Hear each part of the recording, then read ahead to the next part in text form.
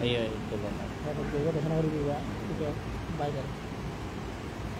Dari sana.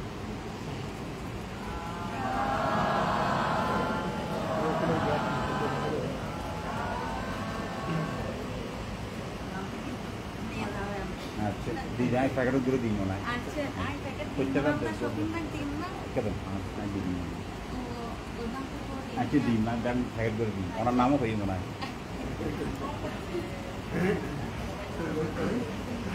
হ্যাঁ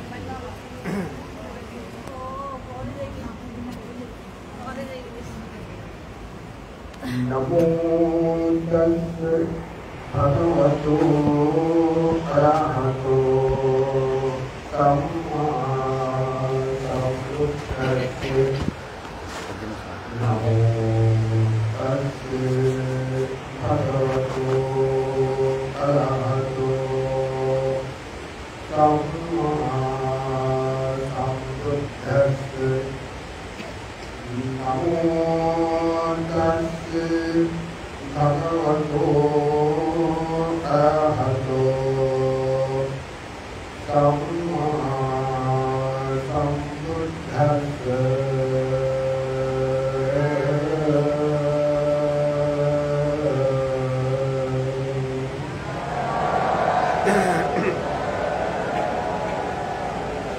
সেই ভগবান অরহত তথাগত সমসমবুদ্ধকে গভীর শ্রদ্ধা প্রয়োগটিকে অবরত শিরে বন্দনা নিবেদন করছি বন্দনা নিবেদন করছি তারা আবিষ্কৃত সূর্যাখ্যাত মহান ধর্মকে বন্দনা নিবেদন করছি তারই প্রশংসিত মহান সর্বকে বন্দনা নিবেদন করছি প্রতি বছরের ধার্মিকতার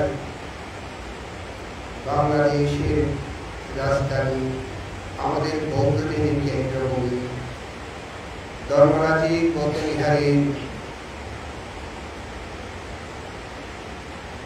ত্রৈমাসিক বর্ষাকালকে কেন্দ্র করে বাংলাদেশ বৌদ্ধ কৃষি প্রচার সংঘের প্রধান কেন্দ্র ধর্মরাজি বৌদ্ধবিহার অতীশ প্রার্থনা করে আয়োজিত ধর্মদেশনা উপস্থিতকে কেন্দ্র করে ধর্মদেশনা এই অনুষ্ঠানে আমি সর্বপ্রথমে স্মরণ করছি আমাদের প্রত্যেকের কল্যাণ কেন্দ্র পরম পূজনীয় 21 পদকে ভূষিত এবং আমার মনে হয় স্বাধীনতা পদক প্রাপ্ত স্বাধীনতা পদক না না স্বাধীনতা পদক না না না বেশি শব্দে বিশ্বনাথ থেকে এবং আমি স্মরণ করছি আজকে এরপরে তিনি 28তম সংঘনায়ক এই বিহারে ছিলেন তার স্বপ্ন ছিল পরম পূজনীয় শুদ্ধানন্দ ভান্তেকে বন্দনা নিবেদন করছি বর্তমানে যিনি অধ্যক্ষ পদে আছেন বুদ্ধপ্রিয় ভান্তে আমি জানতাম না বুদ্ধপ্রিয় ভান্তেকে মিলন ভান্তে বলে আমি জানতাম না আজকেই জেনেছি মিলন ভান্তে অনেক আগে থেকে আমি শুনেছি কখনো দেখিনি মিলন ভান্তে কখনো দেখিনি আজকেই চিনেছি এই বুদ্ধপ্রিয় আমাদের সাথে বুদ্ধপ্রিয় ভান্তে মিলন ভান্তে আমি বন্দনা নিবেদন করছি কৃতজ্ঞতা করে যার কথায় এখানে আসতে হয়েছে বিশেষত আমার পাশে উপবিষ্ট পরম শ্রদ্ধেয় ধর্মানন্দ ভান্তে বরুণ ভান্তে ভান্তের নামও আমি ধর্মানন্দ ভান্তে জানি না বরুণ ভান্তে হিসেবে জানতাম অনেকবার শুনেছি বরুণ ভান্তে বরুণ ভান্তে বরুণ ভান্তে আমি দেখিনি পরে যখন দেখা হয়েছে তখন ধর্মানন্দ হিসেবে দেখা হয়েছে বরুণ ভান্তে হিসেবে দেখা হয়নি তো এই কয়েকদিন আগেই চিনেছি যিনি ধর্মানন্দ ভান্তে তিনিই বরুণ ভান্তে ভান্তেকে কৃতজ্ঞ বন্দনা তারপরে আছে পরম পূজনীয় উপবিহারাধ্যক্ষ আনন্দ ব্যক্ত মানতে বন্ধনা। সকালবেলা যিনি সদর প্রদেশনা করেছেন কীর্তিপাল খের মহোদয়, আমার খুব প্রিয় বাজন সুখে দুঃখের সাথী নারায়ণগঞ্জ কেন্দ্রীয় বৌদ্ধবিহারের অধ্যক্ষ চন্দ্রবংশ খের মহোদয়, আমার শিষ্যগুলো বংশ প্রমুখ ভূত পবিত্র ভিক্ষু সঙ্গকে বিনম্র চিত্তে বন্ধনে নিবেদন করছি। সাধক সাধিকাগণ, অষ্টসিদ্ধার উপাসক উপাসিকাগণ প্রত্যেকের প্রতি মন্ত্রীম শুভ আশীর্বাদ জানাচ্ছি। আপনারা প্রত্যেকেই তিনবার সাধুবাদকে অনুমোদন করুন।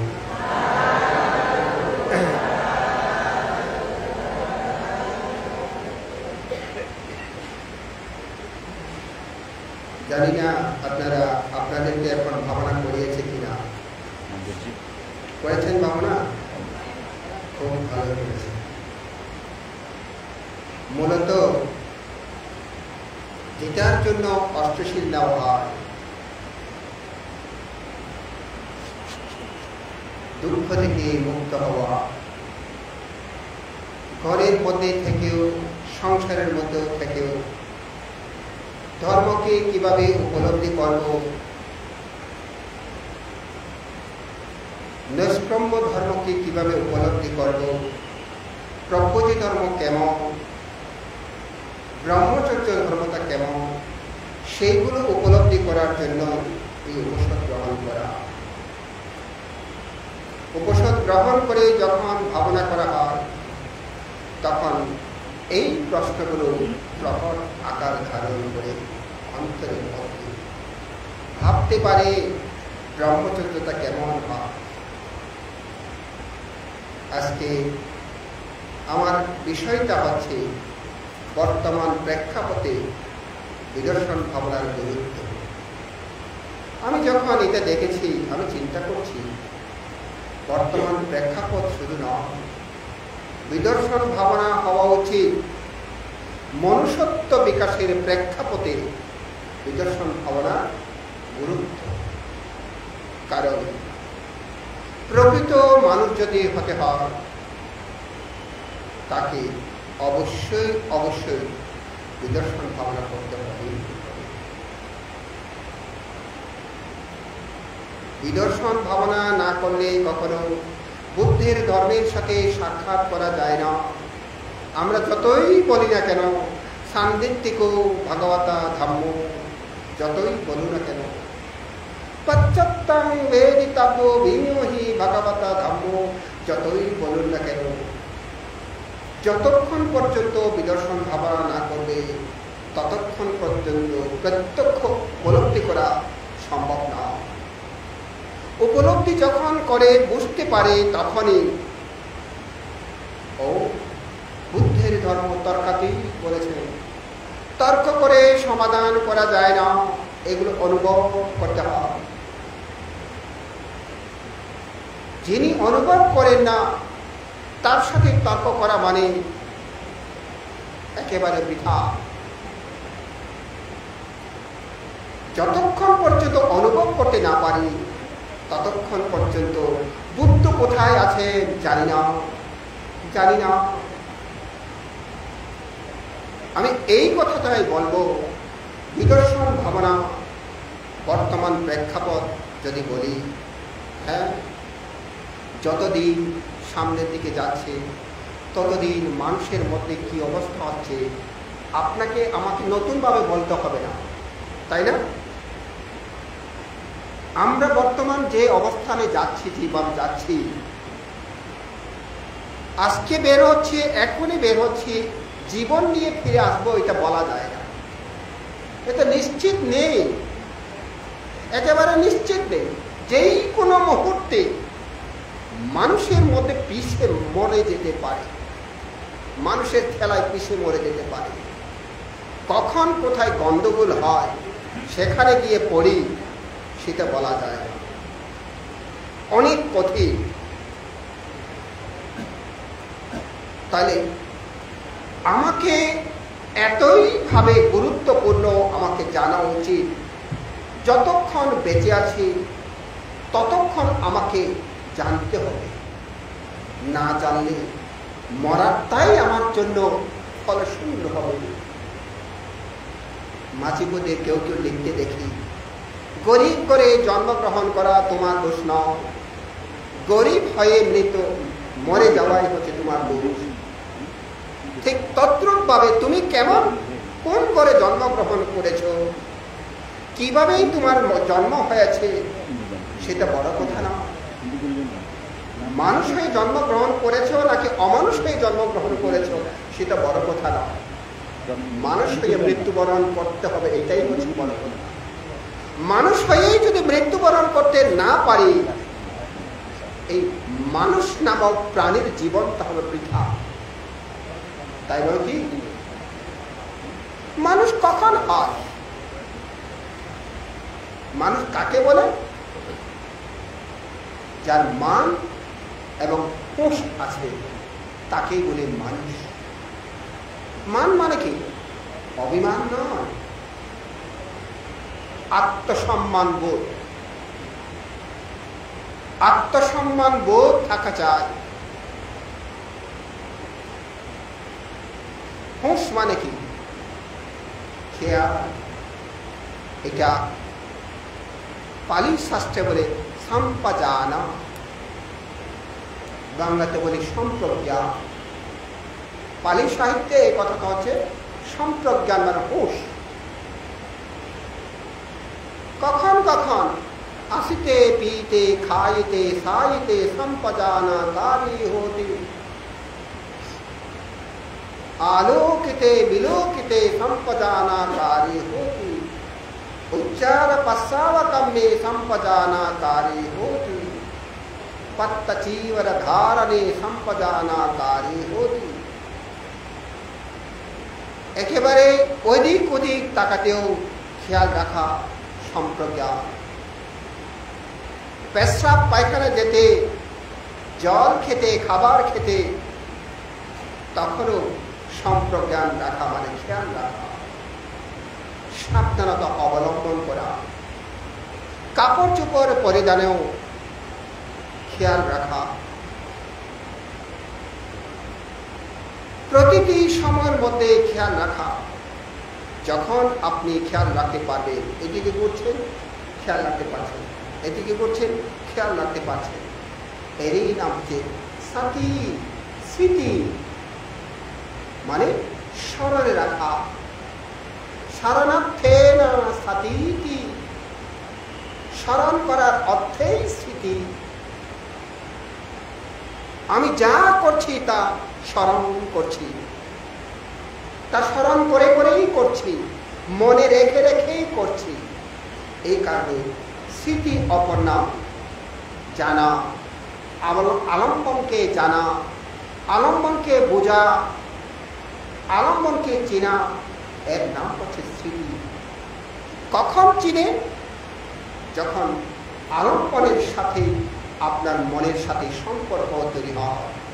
আলম্বনের সাথে, আলম্বন মানে কি? যে কোনো একটা বিষয়, যে কোনো একটা বিষয়। নিশ্চয়ই আপনারা আনাপান নিয়ে ভাবনা করেছেন, তাই না? নাকি অন্য কিছু? যাই করুন না কেন, আনাপান ভাবনা করলে, নিঃশ্বাস টানলে টানছি, ছাড়লে ছাড়ছি, এখানেই মনে রাখি, আর কোথাও নয়। শুধুমাত্র আনাপান জগৎ। হ্যাঁ, আনাপানা লোকে সতীজি, শুধু আনাপান জগতের মধ্যে অবস্থান করা। আনাপানা লোকে সতী বিহারাতি, আনাপান জগতেই শুধু অবস্থান করব, অন্য জগতে নেই। সমস্ত জগৎকে একেবারে সমস্ত জগতের সাথে বিচ্ছিন্ন করে শুধু আনাপান জগতের সাথে সম্বন্ধ রক্ষা করব। যখন আপনি দেখবেন সমস্ত জগতের সাথে আপনি ছিন্ন করেছেন, শুধু আনাপানের সাথে সম্পর্ক ধারণ করেছেন, তখনই বুঝতে পারবেন প্রতিটি আনা, প্রতিটি পানা, প্রতিটি নিঃশ্বাস, প্রতিটি প্রশ্বাস আপনার জীবন কেমন হয়, আপনার মন মানসিকতা কেমন পরিবর্তন হয়। তখন বুঝতে পারবেন ও প্রতিটি নিঃশ্বাস প্রতিটি প্রশ্বাস হচ্ছে বুদ্ধ। বুদ্ধ এখানেই আছে, এই কারণে বলছে দেহে হি বুদ্ধ নেব আইনা থানে, কোনো কারণে অন্য জায়গাতে নয়, শুধু দেহের মধ্যে বুদ্ধ আছে। বুদ্ধ শব্দের অর্থ কি? জ্ঞান, তাই নাকি? বুদ্ধ শব্দ অর্থ জ্ঞান। তাহলে যেখানে জ্ঞান নাই সেখানে বুদ্ধ নাই, যেখানে জ্ঞান নাই সেখানে বুদ্ধ নেই। আমি বসে আছি, বসে আছি, মন যখন এখানে থাকে না তখন আমি বুঝতে পারি বুদ্ধ আমার এখানে নেই। যখনই জানতে পারি আমি বসে আছি, যখনই আমি বুঝতে পারি যেটা করছে সেটাতে মন থাকে, তখন বুঝতে পারি এখানেই বুদ্ধ, এখানেই বুদ্ধ। প্রতিটি মুহূর্তে বুদ্ধ দেখতে পাচ্ছি, প্রতিটি মুহূর্তে বুদ্ধ দেখতে পাচ্ছি। ভাবনা, ভাবনা তো দুই প্রকার, তাই না? একটা কি সমতা ভাবনা, আর একটা বিদর্শন ভাবনা। এখন হয়তো আমাদের বিদর্শনাচার্য অনেকে এক একজনে এক এক ধরনের থিওরি দিচ্ছে। কেউ বলে সমতা ভাবনা করলে বিদর্শন ভাবনা করা যায় না, কেউ বলে বিদর্শন ভাবনা করলে সমতা ভাবনা থাকতে পারে না, কেউ বলে উভয়টা করা উচিত। কোথায় যাবেন, তাই না? কোথায় যাবেন? কার তো শুনবো? এখন বুঝতে হবে বুদ্ধের মূল আচরণ ধর্ম কি? আর্যস্থাঙ্গিক মার্গ, তাই না? মূল আচরণ ধর্ম হচ্ছে আর্যস্থাঙ্গিক মার্গ। এই আর্যস্থাঙ্গিক মার্গের মধ্যে সমতা ভাবনা আছে নাকি নাই? আছে তো? জানেন তো না? কোথায় আছে বলুন তো, কোথায় আছে?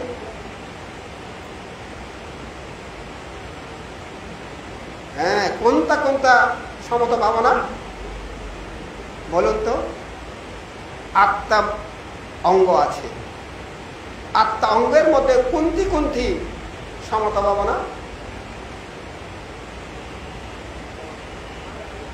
সম্যক স্মৃতি হচ্ছে সমতা ভাবনার অঙ্গ, না সম্যক সমাধি। সম্যক সমাধি হচ্ছে সমতা ভাবনার অঙ্গ। বুঝেছেন তো? তাহলে এখানে সমাধি স্কন্ধের মধ্যে কয়টা আছে? 3টা আছে, তাই না? সম্যক জ্ঞান, সম্যক স্মৃতি, সম্যক সমাধি। কেমন? সম্যক জ্ঞান, সম্যক স্মৃতি, সম্যক সমাধি। তাইলে এইটাই হচ্ছে সমাধি স্কন্ধ। আরো 3টা হচ্ছে শিরস্কন্ধ, যেটা সমাধিকে আহ্বান করে। শিরস্কন্ধ কি? সম্যক বাক্য, সম্যক কর্ম, সম্যক জীবিকা। কেমন? এই 3টা। তার আরো 2টা বাকি আছে। সেটা কি স্কন্ধ? সেটা কি স্কন্ধ? প্রজ্ঞা স্কন্ধ, যেটা বিদর্শন ভাবনার স্কন্ধ। বুঝেছেন? প্রজ্ঞা স্কন্ধ হচ্ছে বিদর্শন ভাবনা অঙ্গ। তাইলে এখানে কেউ যদি বলে সমাধি সমতা ভাবনা ছাড়া বিদর্শন ভাবনা, বিদর্শন ভাবনা করলে সমতা ভাবনা থাকতে পারে না, তাইলে এখন সম্যক জ্ঞান, সম্যক স্মৃতি, সম্যক সমাধি বাদ দিতে হবে আর কি, তাই না? বাদ দিতে পারবেন না। যেখানে আর্যস্থাঙ্গিক মার্গ নেই, সেখানে যেখানে 4 আর্য সত্য নেই, সেখানে প্রথম শ্রেণীর শ্রবণ নাই, দ্বিতীয় শ্রেণীর শ্রবণ নাই, তৃতীয় শ্রেণীর শ্রবণ নাই, চতুর্থ শ্রেণীর শ্রবণ নাই বলে ভুল বলছে, তাই না? শ্রবণ না। এইগুলো কেন কেন যাচ্ছি? আমাদের তো অন্ততপক্ষে এটাই চিন্তা করা উচিত। আগে কি চিন্তা করা উচিত? এখানে আজকে আছে যে বর্তমান প্রেক্ষাপটে বিদর্শন ভাবনা গুরুত্ব। তাহলে বর্তমান যে অবস্থা, যখনই আপনি মোবাইল খুলবেন, যখনই আপনি টেলিভিশন খুলবেন, খবর দেখবেন, মনটা একদিকে না একদিকে চলে যায়, তাই না? অনেক সময় দেশচিত্ত উৎপন্ন হয়, অনেক সময় আনন্দ চিত্ত উৎপন্ন হয়, তাই না?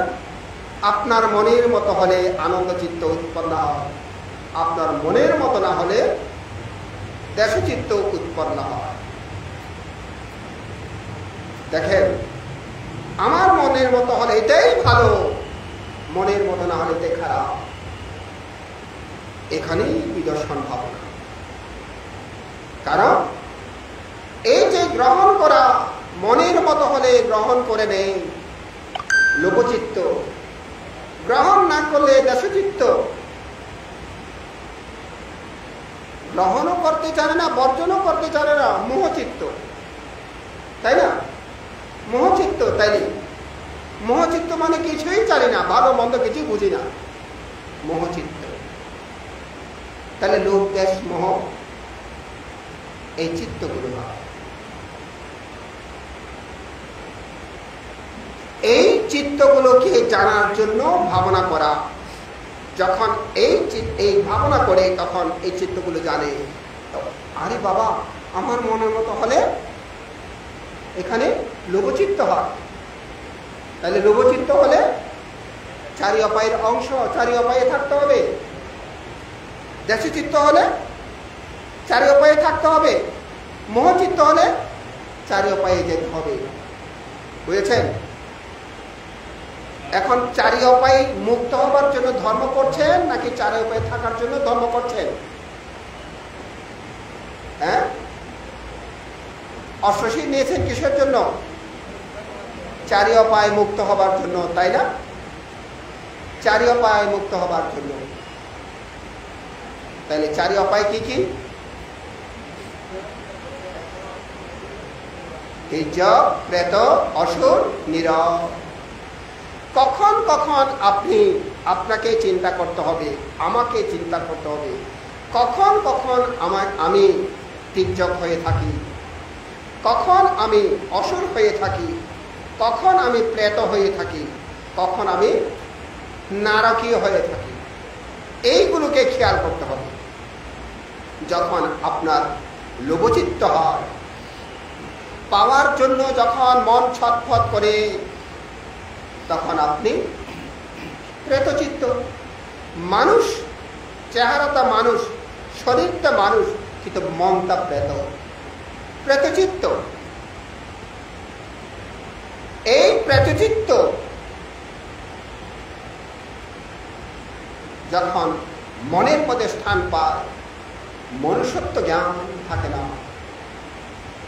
আবার যখন মনের মধ্যে হিংসা জাগে, তখন কি? অসুর চিত্ত।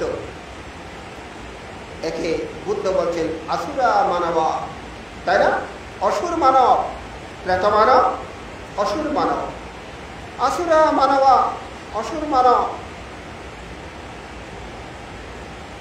তখন যখন অসুর মানব কাজ করে, হিংসা মারামারি করার জন্য ইচ্ছা করে, মারতে পারলে খুশি লাগে, আনন্দ লাগে, মারতে না পারলে আফসোস করি, তাহলে অসুর মানব, তখন অসুর চেতনা। মানুষ তখন মানুষ থাকে না, মনুষ্যত্ব বোধ থাকে না, তখন পশুত্ব চেতনা তৈরি হয়, অসুর চেতনা তৈরি হয়। হিংসা যখন মনের মধ্যে জাগে, তখন তির্যক চেতনা। হিংসা মনের মধ্যে যখন জাগে, তির্যক চেতনা। আবার মোহ যখন জাগে, তখনও তির্যক চেতনা। তখন মনুষ্যত্ব বোধ থাকে না। অন্তর যখন জ্বলে উঠে দাও দাও করে, ভালো লাগে না, রাত্রে ঘুম হয় না, খেতে পারি না, কেউ ভালো কথা বললেও ভালো লাগে না, খারাপ লাগে। তখন কি চেতনা? নারকীয় চেতনা। নর, নারী, নিরয়া মানব, নিরয় মানব, এই চেতনাগুলো যখন আপনার আমার মধ্যে প্রবাহিত থাকে, তখন মনে করতে হবে আমি মনুষ্যত্ব, প্রকৃত মনুষ্যত্ব বিকাশ করতেই পারছি না। প্রকৃত আমি মানুষ নয়, প্রকৃত আমি মানুষ নয়। যখন প্রকৃত আমি মানুষ নয় এই চেতনা মনের মধ্যে উৎপন্ন হয়, তখনই বুঝতে পারে আমি কি অমানুষ হয়ে থাকবো? আপনিই বলুন না, আমি কি অমানুষ হয়ে থাকবো নাকি মানুষ হব? মানুষ হতে চায়, মানুষের মতো মানুষ হতে চায়। এই মানুষের মতো মানুষ হতে হলে আপনাকে ভাবনা করতে হবে, কারণ এই বিষয়গুলো জানার জন্য আগে ভাবনা করতে হয়। আমি বলছিলাম শুধু বর্তমান প্রেক্ষাপটে নয়, তাছাড়া চিন্তা করো, মনকে শান্ত রাখার জন্য ভাবনা করা দরকার, মনকে স্থির রাখার জন্য ভাবনা করা দরকার। কাদের কাদের দরকার চিন্তা করুন।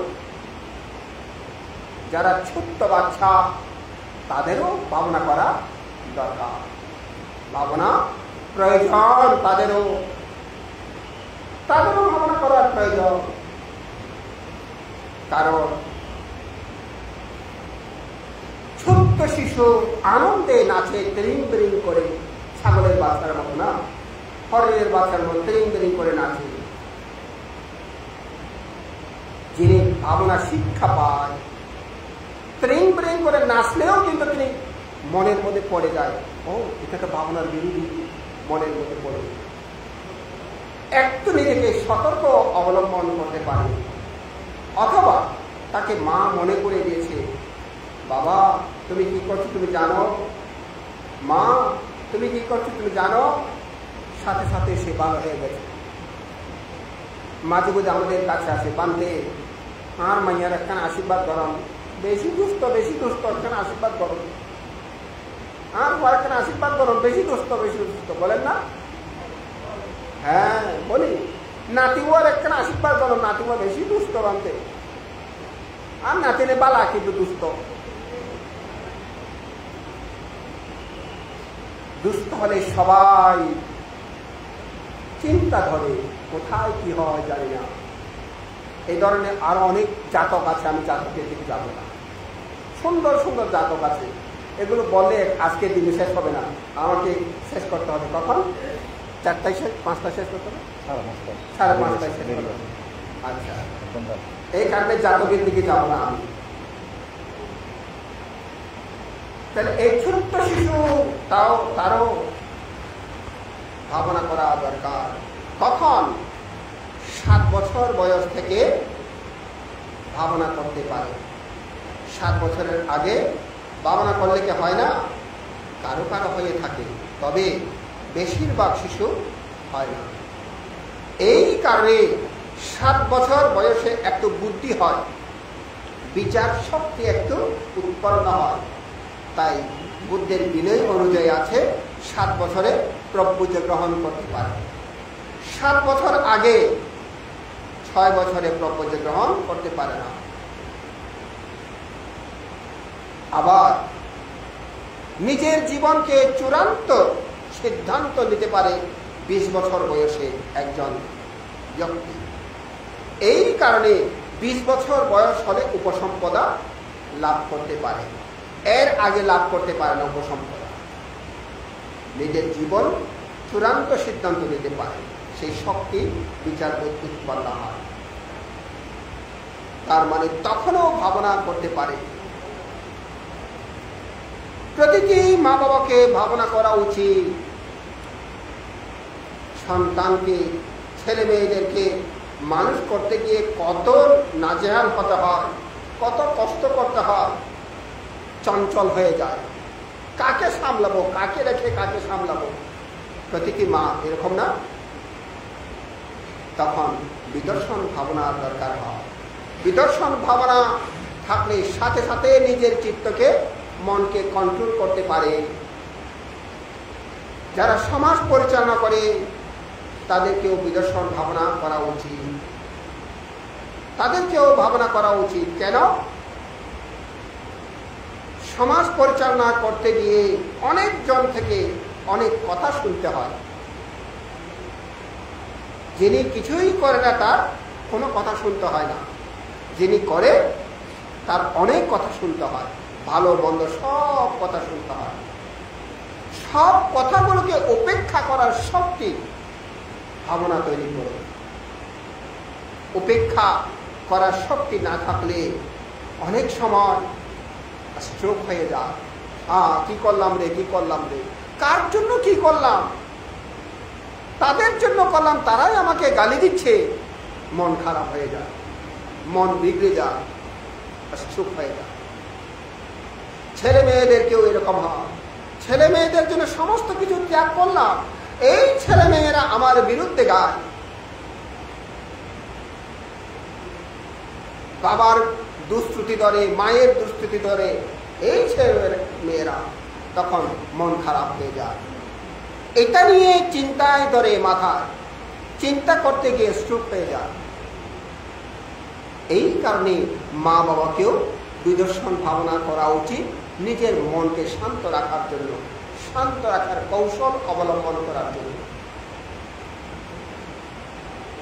আমাদের বরুণ বান্ত তো টিচার না, মাস্টার, মাস্টারদেরকেও ভাবনা করা উচিত।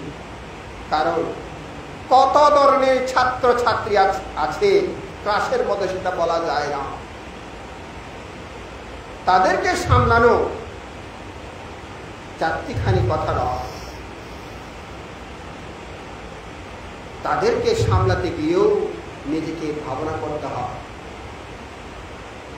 মনটা যখন বিগড়ে যাবে, সাথে সাথে বুঝতে পারে আমার মনটা বিগড়ে যেতে চাচ্ছে, সাথে সাথে ঠান্ডা, যখন জানে তখন ঠান্ডা হয়ে যায়। অফিস আদালতে যারা যান তাদেরকেও ভাবনা করা উচিত।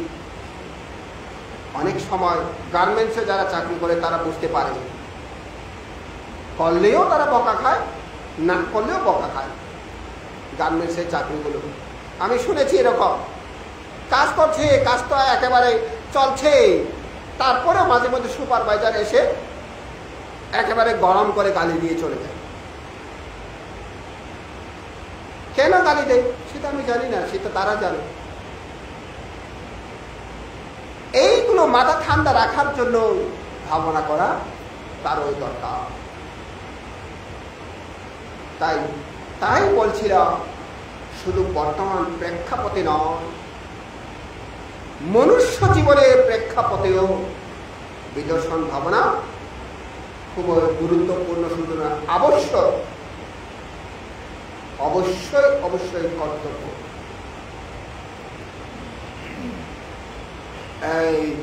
ইসরায়েল মনে হয়, ইসরায়েল একটা দেশে সবাইকে উপযুক্ত বয়স হলে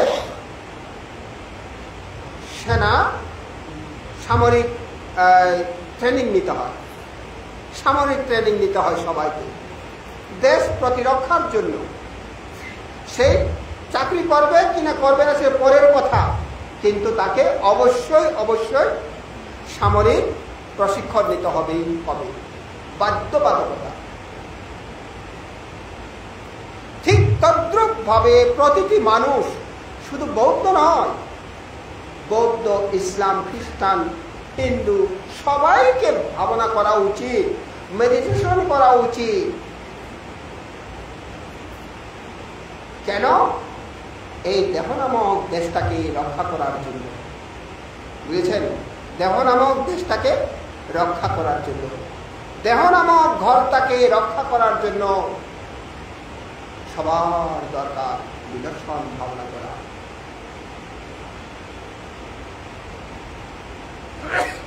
যতদিন বেঁচে আছি ততদিন সুস্থ থাকি, এটা আমরা সবাই চাই। অসুস্থ হয়ে মরতে কেউ চায় না, বিছানায় পড়ে থাকা কেউ চায় না। সবাই চায় হাঁটতে হাঁটতে যেন মরে যায়, চলতে চলতে যেন মরে যায়, সব জ্ঞানে যেন মরে যায়, সবাই চায়। কিন্তু সবারই হয় না। কারণ কি? কুব্বে চা কাতা পুণ্যতা পূর্বের পুণ্য প্রভাবিত না থাকলেও হয় না।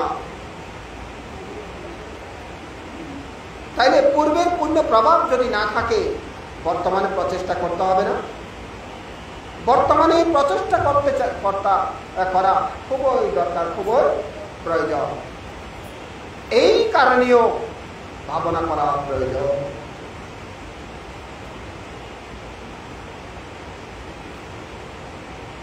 এই বিদর্শন ভাবনা যখন করে, এই দেহকে চিনতে পারে, শরীরের প্রতিটি স্তরে স্তরে আপনার শরীর কি বলছে, মাথার কি বলছে, মাথার এই অংশটা কি বলছে, কপালের অংশটা কি বলছে, গালের অংশ কি বলছে, হাতের অংশ কি বলছে, হাঁটুর অংশ কি বলছে, আমরা জানি না। যখন আপনি ভাবনা করবেন, শরীর আপনাকে কথা বলবে। ভাবনা তো করেছেন, কখনো অনুভব চিন্তা করেছেন মাথার ফুলের অনুভব কেমন? মন দিয়ে দেখেন তো, কপালে মন দিয়ে দেখেন তো, নাকে মন দিয়ে দেখেন তো, গালে মন দিয়ে দেখেন তো, অনুভব কেমন কেমন লাগে? প্রতিটি অনুভূতি হচ্ছে কথা, তাদের কথা। মাঝে মধ্যে চুলকায়, তাই না? মাঝে মধ্যে বিড়বিড় করে, মাঝে মধ্যে ব্যথা করে, মাঝে মধ্যে ব্যথার মধ্যে বাঘ আছে, মনে হয় যেন কেউ চেপে ধরেছে, মাঝে মধ্যে মনে হয় যেন কেউ সুই দিয়ে ফুটে দিয়েছে, মাঝে মধ্যে মনে হয় যেন কেউ একেবারে কোদাল দিয়ে কুপে দিচ্ছে, এত ব্যথা, এরকম মনে হয়। এগুলো ভাবনা করলেই প্রকট হয়। তাই দেহ কথা বলে। আপনি কিছু জানেন না, দেহ কথা বলে? আপনি জানেন না। ভাবনা যখন করে তখনই বুঝতে পারে দেহটা কেমন করে আমার সাথে কথা বলে। মন অনেক কথা বলে, আমি জানি না, কিন্তু যখন ভাবনা করি তখন বুঝতে পারি মন কি কি কথা বলে। চোখ বন্ধ করে থাকেন, মনটা কি বলছে একটু করে দেখেন, দেখবেন আপনার মনটা আপনার বান্ধবীকে খুঁজছে, তাই না? বান্ধবীকে খুঁজছে, বন্ধুকে খুঁজছে, অথবা ওই মার্কেটে গেছে, অথবা যে কোনো একটাতে চলে গেছে আপনার মন, গ্রামের বাড়ি চলে গেছে, আপনার কোনো আত্মীয় স্বজনের কথা মনে পড়ছে, অথবা শত্রুর কথা মনে পড়ছে, যেই কোনো একটা মন কাজ করছে। অন্য সময় এগুলো বোঝা যায় না, বুঝতে পারি না, কিন্তু যখন ভাবনা করে এগুলো প্রকট আকার ধারণ করে, এগুলো স্পষ্ট তখন বুঝতে পারি। এই কারণে ভাবনা করলে প্রত্যক্ষ বুদ্ধের সাথে সাক্ষাৎ হয় বলছে। যখন আপনি দেখবেন এখানে মাথার মধ্যে, সাপোজ একটা মাথার মধ্যে মন দিয়েছেন, আপনি মাথার ফুলের মধ্যে মন দিয়েছেন, চাপ চাপ লাগছে, চাপ চাপ লাগছে। অনেক সময় চাপ চাপ লাগে না, কিন্তু যখন চোখ বন্ধ করে ওখানে মন দিলেন চাপ চাপ লাগছে আপনার। অথবা অন্য সময় ঠান্ডা গরম কিছু লাগেনি, যখন ভাবনা করছেন চোখ বন্ধ করে তখন গরম অথবা ঠান্ডা যে কোনো একটা লাগছে।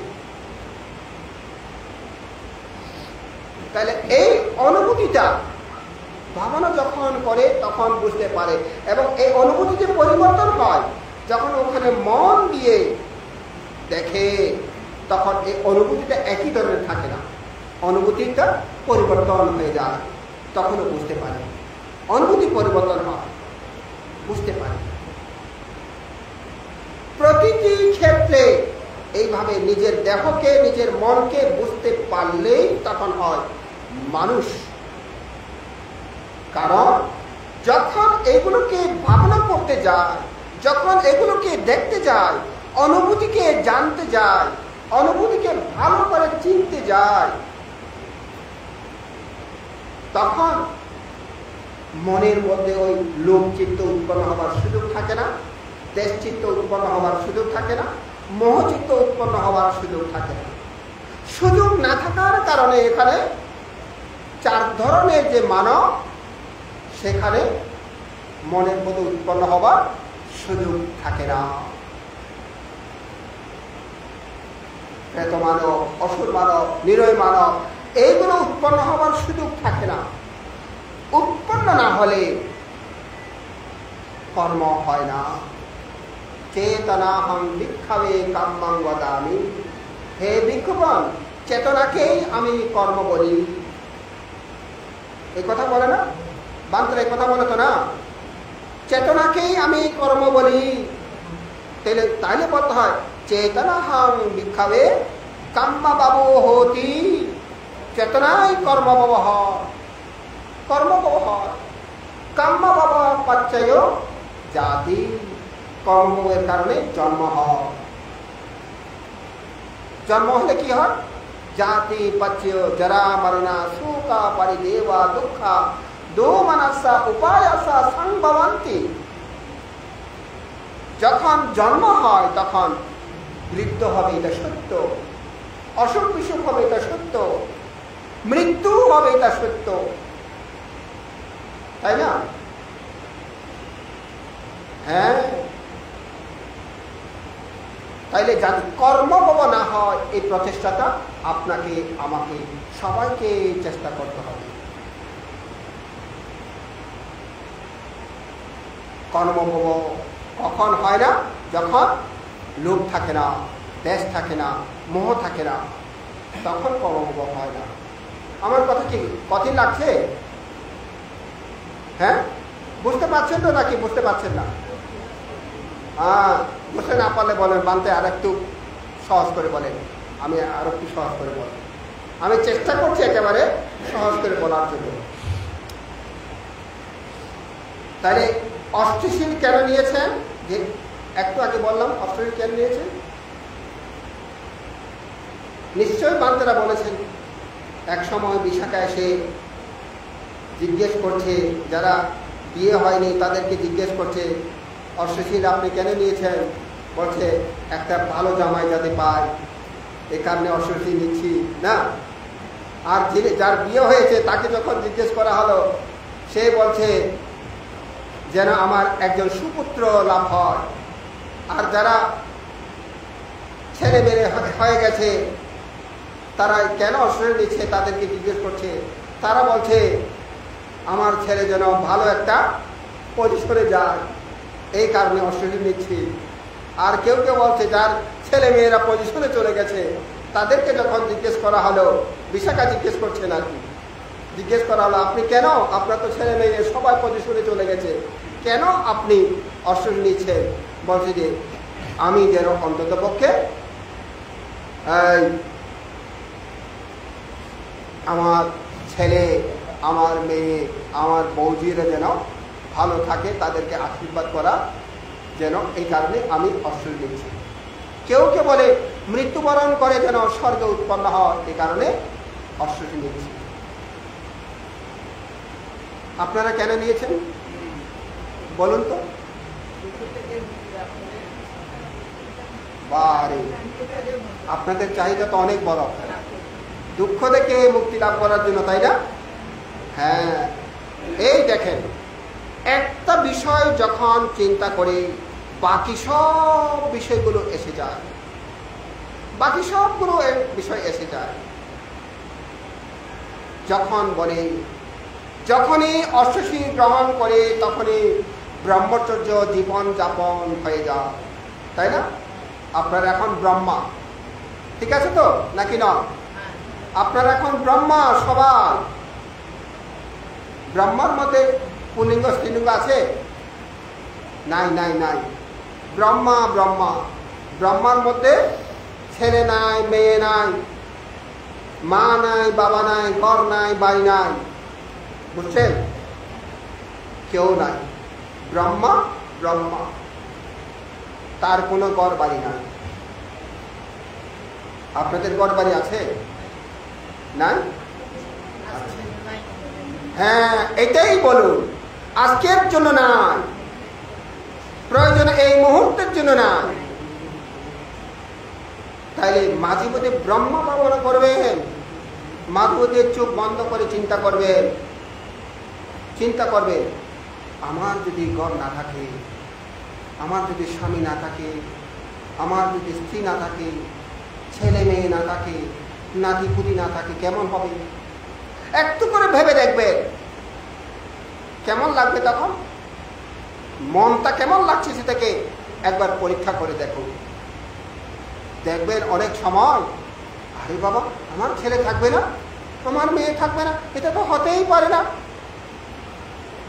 এটা তো হতেই পারে না, আমার স্বামী থাকবে না, আমার স্ত্রী থাকবে না, এটা তো হতেই পারে না। আপনার মন কি এই কথা বলবে? আপনার মন কি এই কথা বলবে? আপনি মাত্র কল্পনা করছেন, মাত্রই কল্পনা করছেন। এভাবে নাই, আমার কেউ নাই, কেমন লাগবে? মাঝে মধ্যে এই কল্পনা ভাবনা করতে হয়। মহাসতীপত্তন সূত্রের কথা আর কি। কল্পনার চোখে সাধক বিহার করিবে, মৃতদেহ পরে আছে শ্মশানের ভিতরে। আমাদের এই চন্দ্রবংশপান্ত একটা পদ্য আকারে করেছিল না, এরকম মনে হয় তা প্রচার হয়েছে, আপনারা পেয়েছেন কিনা জানি না। কল্পনা, যেই কল্পনাটা সম্ভব হবে, যেই কল্পনাটা সত্য হবে, মিথ্যা আশ্রয় থাকবে না, সেরকম কল্পনা মাঝে মধ্যে করতে হয়। এরূপ কল্পনা যখন করে, আমার মধ্যে কেউ নাই, আমার মধ্যে কেউ নাই, আমি শুধু একা, যখন করবে আপনার মনটা কেমন হবে দেখবে। যখন দেখি না মনটা হতাশ হয়ে গেছে, তখন ভাববে কি একটু করে কল্পনা করছি, এটাও ত্যাগ করতে পারছি না, আমার মন এটাও ত্যাগ করতে পারছি না, যদিও বা আমি আমার নয় বলি না সবাই, এটাও ত্যাগ করতে পারছি না। তার মানে নৈষ্কর্ম্য পারমি আপনার মধ্যে পূরণ হচ্ছে না। একদিনের জন্য নৈষ্কর্ম্য পারমি পূরণ করছেন, এটাও কিন্তু পূর্ণ হচ্ছে না। এটা হচ্ছে কি, ওই নির্বাণে যাবার জন্য গৃহীর জীবন থেকেও প্রচেষ্টা করছে নির্বাণের দিকে যাবার জন্য।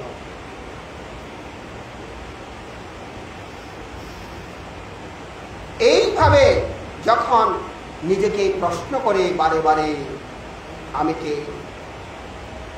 অব্রহ্মচারিয়া বেরমণি শিক্ষাপদাং সমাদিয়ামি, অব্রহ্মের মতো চলব না, এইরূপ শিক্ষাপদ গ্রহণ করছি আমি বলেছি। তাহলে কার মতো হবে? ব্রহ্মের মতো জীবন যাপন আমার হবে।